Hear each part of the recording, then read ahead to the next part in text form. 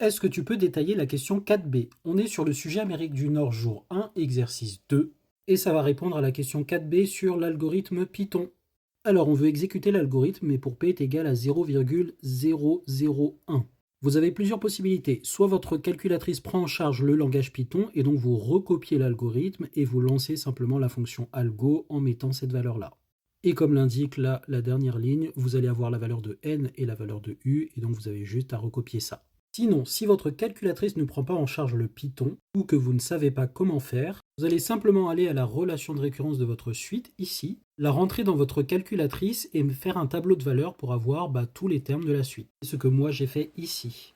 Et la condition ici qui fait qu'on sort du while, c'est quand u-1 devient inférieur ou égal à p. Donc on veut la première valeur de n telle que u est inférieur ou égal à 1 plus p. Mais p ça vaut ceci, et donc 1 plus ça c'est 1,001.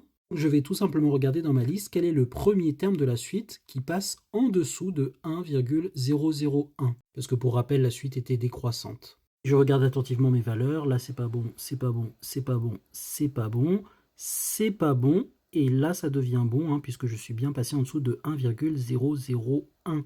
C'était pas bon à U5. Donc c'est bien 6, la première valeur à partir de laquelle je passe en dessous.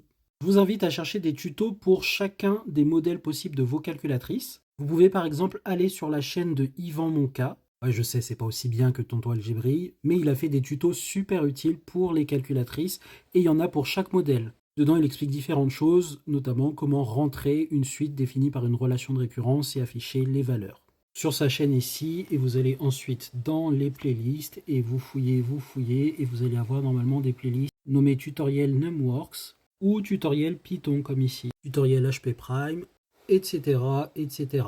Voilà, n'hésite pas à poser tes autres questions en commentaire. Bisous!